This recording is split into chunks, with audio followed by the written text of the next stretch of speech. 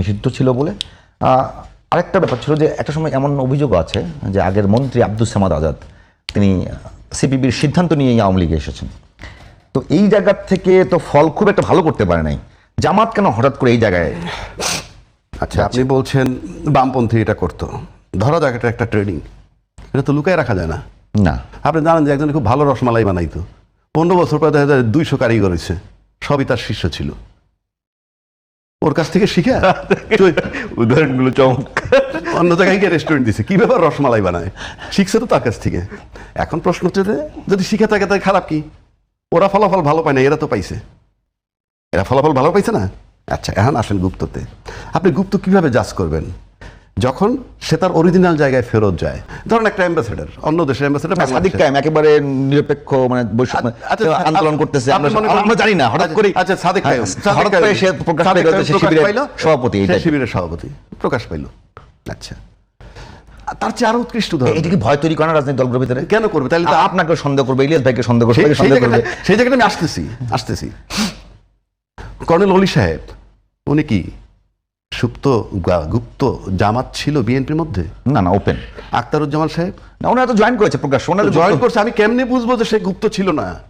নাহলে লাইফের এন্ডিং টাইমে আইসা আপনি আর কি আপনি মনে একটা বুঝতে ভুল করতেছেন। না না, আমি বলি আপনি পরিচয় লুকায় রাখছেন, আপনি বিএনপি করেন। আমি এক মিনিট বুঝতে কথাটা বোঝার চেষ্টা করি। 5 আগস্টের মধ্যে যে কজন সংগঠক, তার মধ্যে সাদিক কায়েম একজন। ওটা তো মানলামই না, তখন পর্যন্ত সে নেই। সে হঠাৎ করে বললো যে আমি আগে থেকেই শিবিরের সভাপতি। হ্যাঁ, তো সে অলি সাহেব কিংবা আখতারুজ্জামান বলে নাই যে আমি আগে থেকে জামাতের লোক। না না না, সে তো প্রকাশ করছে। এখন পয়সা জয়েন করলো। এখন যে দল ছাইরা আরেক দলে আসতে, সে কি তার দলটা তাহলে গুপ্ত হিসাবে ছিল? যেমন দল ত্যাগ করেও তাই এমপি হয়েছে, তাইলে কি সে ওইটা সাব স্টেশন ছিল যে আমি এইভাবেই থাকি, সম্ভবত আমি এনতনে যাবো গিয়ে? গুপ্তের সঙ্গে তো আপনি মিলাইতে পারবেন না, আপনি তো মিলাইতে পারবেন না, এটা গায়ের জোরে মিলাইলে হবে না তো। আপনি 2 দিন পরে মারা দেবো আমি আমার মনে হয় এখানে একটু বুঝতে ভুল হচ্ছে। না না না, গুপ্তের সঙ্গে হচ্ছে আমি একই সাথে ছাত্র দলে আছি, সাথে সাথে জামাতের একটা পদে আছি বা শিবিরের একটা পদে আছি। কোথায়? আপনি কি তা জানতেন? পরে আপনি তো বললেন, উনি বললো, আরেকজনে বলে নাই। একটা মানুষ 2টা সংগঠন যদি করে, না না, উনি আপনার কর্নেল কেন গেল জামাতে? এখন সে তো সরাসরি জয়েন করেছে, সরাসরি জয়েন করছে। আমি আগে এটা জামাতে যায় না, জামাত জোটে গেছে, জামাতেই গেছে সে। আমি গুপ্তের কথা বলতেছি। আপনি এটা কি রাজনীতি বড় ভয় তৈরি করছে? আবার আসেন, গুপ্ত সুফল আছে, কুফলও আছে।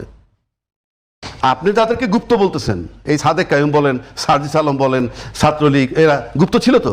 গুপ্ত থেকে তারা কাজটা করছে কি?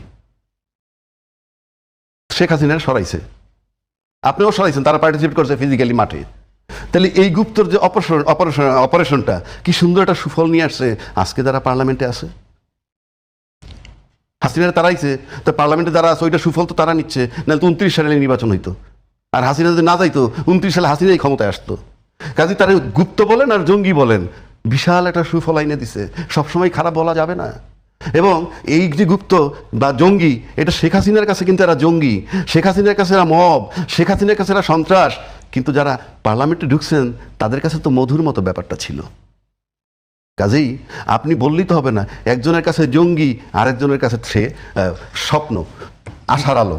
এইবার আসেন, যেই কথাটা বলছি আমরা, এই রাজাকার, গুপ্ত, সুপ্ত, পার্লামেন্ট এমন একটা জায়গায় আমরা আছি, এই রং তামাশা বাদ দিয়া জাতির উদ্দেশ্যে পার্লামেন্ট, যেহেতু আপনারা আইন প্রণয়ন করার ক্ষমতা আছে, আপনারা এই সমস্ত গল্প বাদ দিয়া রাজনৈতিক সংজ্ঞা দেন।